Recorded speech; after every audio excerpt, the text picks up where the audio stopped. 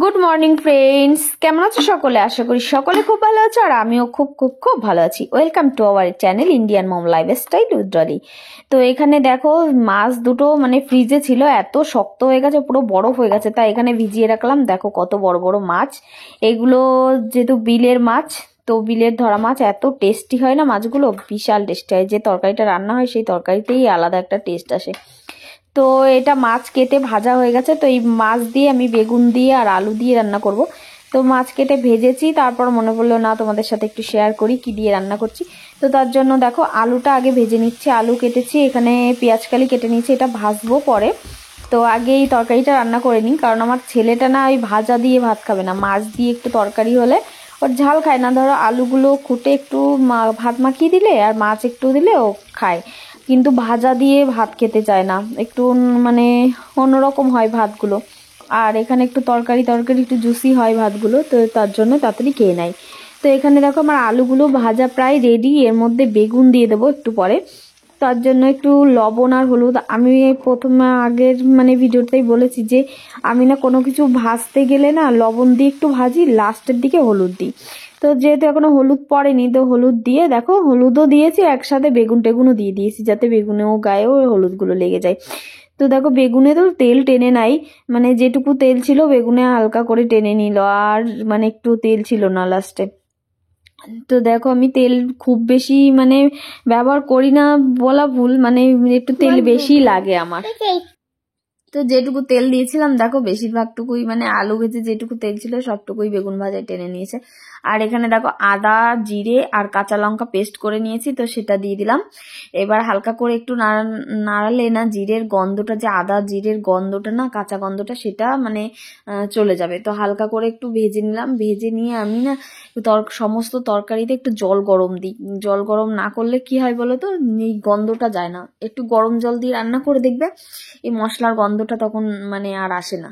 আমি সব তরকারিতেই মানে মাংস বলো যে কোনো তরকারিতেই জল দেওয়ার আগে একটু গরম করে নিই।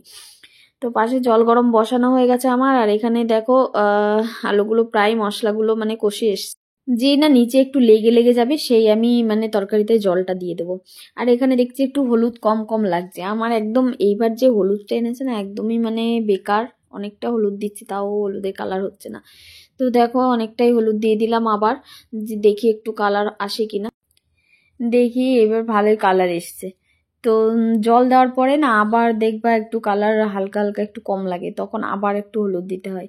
তো আমি বেশিরভাগ সময় কষানোর সময় যেটুকু হলুদ লাগে সেটুকু দিয়ে দিই, আমি ঝোলে খুব কমই মানে হলুদ ব্যবহার করি।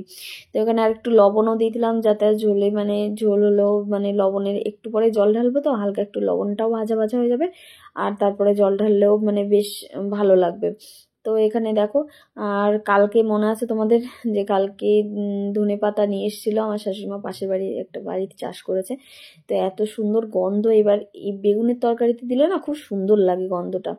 তো ধনেপাতাগুলো এত সুন্দর গন্ধ, মানে কেনার থেকে আরো বেশি সুন্দর গন্ধ। তো আমার জলটা প্রায় গরম হয়ে গেছে, আর এখানে দেখো নিচে লেগে লেগেও যাচ্ছে। তো যখনই দেখবেন যে নিচে লেগে যাচ্ছে তখনই বুঝবে যে আর হবে না, এর মধ্যে জল লাগবে। তো আমার নিচে লেগে যাচ্ছে দেখে আমি তাড়াতাড়ি জল দিয়ে দিলাম। আর ধোঁয়াগুলো দেখো শুধু আমার মুখের দিকে আসছে, ওইদিকে জাল না, হাওয়াটা এদিকে আসছে বলে এইদিকে আমার মুখের মধ্যে সেই ধোঁয়া ঢুকে যাচ্ছে। তো এখানে দেখো আমি জল দিয়ে দেবো, এবার ঢাকা দিয়ে দেবো। কেন বলো তো, আলুগুলো ভেজেছি তো হালকা হালকা, মানে সিদ্ধটারও ব্যাপার আছে, এখানে জল কমই দিয়েছি। মানে আমি একটু কষা কষা পছন্দ করি, মানে একটু শুকনো শুকনো টাইপের মশলাদার হবে সেরকম পছন্দ করি। তো এখানে জলটা কমই দিয়েছি, আর বেগুন তো একদম গলে কমে যাবে। আর এখানে দিয়ে দিলাম একটু ঢাকা, আর ঢাকা দিয়ে দিলে না আলুটা বেগুনটা সিদ্ধ হয়ে মানে একটা মাখা মাখা মতন তরকারি হবে, খুব ভালো লাগে সেই রকম দেখতে। ঝোল একদমই আমাদের বাড়ির কেউ পছন্দ করে না। আর অনেক মাছ কেটেছি, মানে দুটো মাছের অর্ধেক মাছ পুরো এখানেই দিয়ে দিয়েছি, আর অর্ধেকটা আছে এখনো, কালকে হয়ে যাবে। তো এখানে ফ্রিজে রেখে দিয়েছি। আর এখানে একটু লবণ দিয়ে দিলাম। লবণ দেখলাম একটু টেস্ট কমই আছে, আমি আবার টেস্ট নিজে নিজে করতে পারি না, জানো না। কেউ যদি সাইডে থাকে তো তাকে বলে একটু টেস্ট করে দাও, নিজে করলে না লবণ বেশি হয়ে যায় লবণ কম হয়ে যায় এরকম হয়। আর এখানে দেখো আমি টেস্ট করে দেখলাম হালকা একটু লবণ কম আছে না, আজকে ঠিকই হয়েছিল, লবণটা কম বেশি হয়নি। আশেপাশে কাউকে দেখছিলাম না, নিজে নিজেই টেস্ট করে নিয়েছি।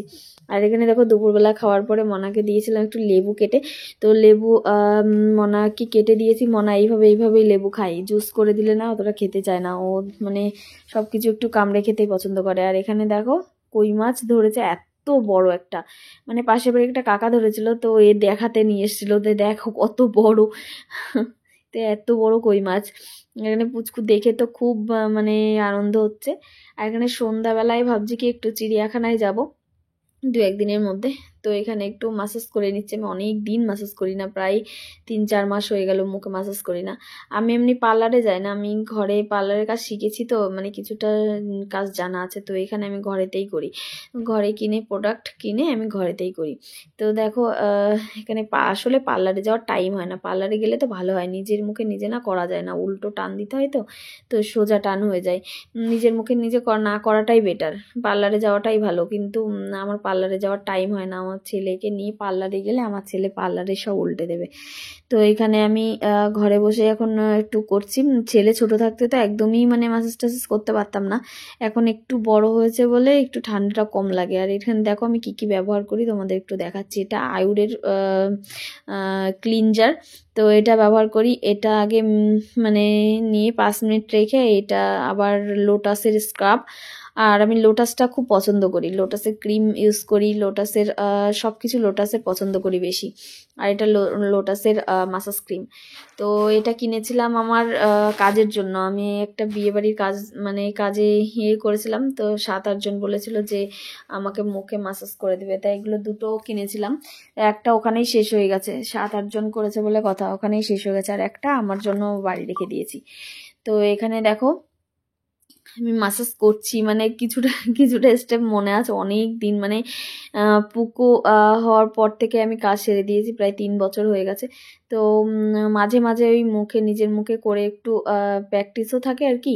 তো নিজের মুখে না একা একা করাও যায় না, মানে ওটা আলাদা টান আসে, আর এখানে নিজের মুখে হয় না, মানে উল্টো টান দিতে হয়। তো আর দেখো আমার এই যে লোক, তো মাসাজ করার পরে নিজেই মনে হয় বেশ সফট সফট লাগছে মুখটা। আর মাসাজ করলে তো খুব বেশি ইয়ে হয় না। আর এখানে দেখো ডার্ক সার্কেলগুলো আস্তে আস্তে মানে এই মাসাজটা একদিনই করলে তো হয় না, মানে মাসে মাসে একটা করে মানে করতে হয়। আর মাসাজ 15 দিন পর পর করলে অসুবিধা হয় না, মাসে মাসে একটা করাটাই বেটার। তো এখানে দেখো আমি রুটি করতে এসেছি, আমার ছেলে বলছে আমি একটু রুটি বেলে দিই। আর ফোনে দেখেছে ওইভাবে স্পাইডারের রুটি গোল গোল, বাকি সবার রুটি পচা পচা, ওটা শিখেছে, তো ওটাই ও গান করছে আর ওরকম করছে। তো দেখো রুটিটা ওই বেলেছে, মানে গোল একটা রসগোল্লার মতন গোল ছিল, আর ওটা এরকম বেলেছে ওই তো দেখো মানে সবকিছু শিখে গেছে, হাতে পাচ্ছে না তবুও মানে করবে। আর এত কান্না করে না একটা জিনিস না দিতে গেলে, আর খুব কাজ গুছিয়ে করে। দেখো আটা নেই, আটা লাগিয়ে দিচ্ছে আবার নিচের থেকে তুলে তুলে দেখো কি অবস্থা। তো আমি এরকম ভাবে রুটি বেলি, আমার খুব সুবিধা হয় এইভাবে রুটি বেলতে। আর বেলনি দিয়ে নিচে যে পিঁড়িটা পাওয়া যায় রুটি বেলার, পিঁড়িটা আছে, তো আমি পিঁড়িতে না রুটি বেলতে পারি না, শুধু পিঁড়িটা নড়ে। তো এইভাবে আমি রুটিটা বেলি, আর রুটি বেললে খুব সুন্দর হয়, গোল হয়। তো দেখো এইভাবেই আমার দিনটা চলে গেল আমার পুকুকে সাথে করে নিয়ে। আর পুচকুর জন্য না আমি দিনটা কোথা দিয়ে চলে যায় আমি টেরও পাই না। পুচকুর জন্য, পুচকুর সাথে কথা বলে, পুচকুর সাথে খেলে না আমি দিনটা মানে কিভাবে যে কেটে যায়, মনে হয় দিনটা এত তাড়াতাড়ি চলে গেল। আর ভিডিওটা ভালো লাগলে একটা লাইক করে দিও, কমেন্ট করে দিও। Tata bye.